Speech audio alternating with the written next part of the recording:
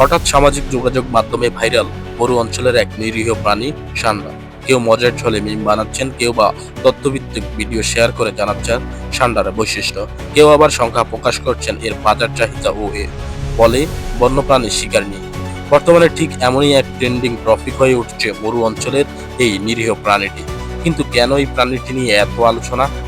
খোঁজ নিয়ে জানা গেছে সামাজিক যোগাযোগ মাধ্যম সহ বিভিন্ন মাধ্যমে এই প্রাণীটি ভাইরাল হওয়ার বেশ কয়েকটি কারণ। সাম্প্রতিক সময়ে মধ্যপ্রাচ্য প্রবাসী বাংলাদেশিদের মধ্যে সান্ডা শিকার একটি জনপ্রিয় আলোচ্য বিষয় হয়ে উঠেছে। সামাজিক যোগাযোগ মাধ্যমে ছড়িয়ে পড়া ভিডিওগুলোতে দেখা যাচ্ছে মরুর বালির মধ্যে প্রবাসীরা দৌড়ে বেড়াচ্ছে সান্ডা ধরতে। কেউ বলছেন, ভাই এই সান্ডা না ধরতে পারলে আমার চাকরি যাবে। আবার কেউ বলছে, কপিল বলেছে সান্ডা না ধরতে পারলে ভিসা ক্যান্সেল। এই ভিডিওগুলোতে যে কৌতুকের ছোঁয়া আছে তা সত্যি, কিন্তু এর ভেতরে লুকিয়ে আছে শ্রমজীবী মানুষের বাস্তব জীবনের গল্প। এই ভিডিও ও মিমগুলো বাংলাদেশে পৌঁছেই ভাইরাল হয়ে যাচ্ছে। অনেকে মজা করে বলছেন বৈধ ভিসার চাবিকাঠি নাকি এখন এক টিকটিকি। ফলে সান্ডা হয়ে উঠছে এক অন্যান্য সাংস্কৃতিক ট্রেন্ডের কেন্দ্রবিন্দু, যা শুধু রম্য নয় বরং প্রবাসীদের জীবনযাত্রার এক প্রতীকও। এছাড়াও ফেসবুক জুড়ে এখন আলোচনা, ঠাট্টা ও ইয়ার্কির বিষয় এই সান্ডা বিরিয়ানি। বেশ কয়েকদিন ধরেই ফেসবুক ট্রেন্ড হলো সান্ডা। এই সামাজিক যোগাযোগে 2-3 মিনিট রিলসে চোখ রাখলেই অন্তত 4 থেকে 5টি সান্ডার কন্টেন্টের দেখা মিলবে। বিষয়টি নিয়ে হাসি ঠাট্টাও কম হচ্ছে না, অনেকেই মিমও বানাচ্ছেন এই বিষয়টি নিয়ে।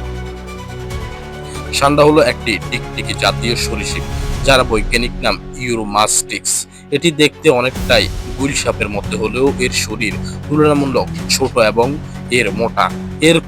এর ঘোষযুক্ত লেজ আত্মরক্ষার জন্য ব্যবহৃত হয়। এর প্রাণীকে বিভিন্ন নামে ডাকা হয়, যেমন মাস্টিগো, সান্ডা টিকটিকি কিংবা কাটা লেজযুক্ত টিকটিকি। মূলত আফ্রিকা ও মধ্যপ্রাচ্যের মরুভূমি অঞ্চলে এই প্রাণীটির আবাস। এটি তৃণভোজী, অর্থাৎ গাছপালা, ফুল ফল, বীজ এবং প্রয়োজনে পোকামাকড় খেয়ে থাকে। সান্ডা নিয়ে জনপ্রিয় আরেকটি বিশ্বাস হলো সান্ডার তেল। আয়ুর্বেদিক চিকিৎসায় ব্যবহৃত এই তেলকে অনেকে যৌন শক্তির বৃদ্ধি উপাদান হিসাবে প্রচার করে থাকেন। যদিও বৈজ্ঞানিকভাবে এর কার্যকারিতা প্রমাণিত নয়, তবুও বাজারে এর চাহিদা রয়েছে।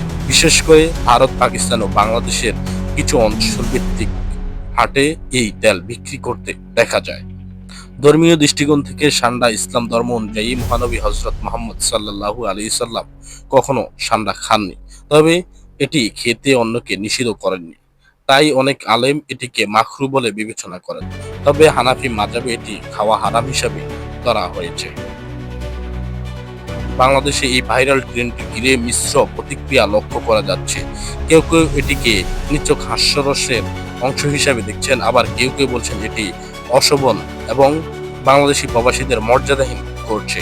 অনেকেই বলছেন এই ভিডিওগুলোতে প্রবাসীর জীবন কষ্টের প্রতীক, যা তারা মিমের ভাষায় প্রকাশ করছে।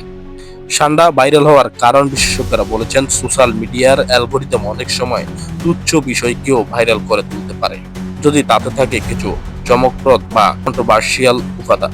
সান্ডাকে ঘিরে ছড়ানো নানা গল্প, যেমন এটি শক্তি বৃদ্ধিকারী বা এর চাহিদা নাকি বিপুল দামে আন্তর্জাতিক বাজারে, এই ধরনের দাবিতেই মানুষের আগ্রহ তুমুল বাড়ছে। আমাদের এলাকায় ছিল না, তাই আমি এর প্রতি আগ্রহ বোধ করি না, কিন্তু তোমরা খেতে পারো। অধীনে থাকা কর্মচারীরা যদি সান্ডা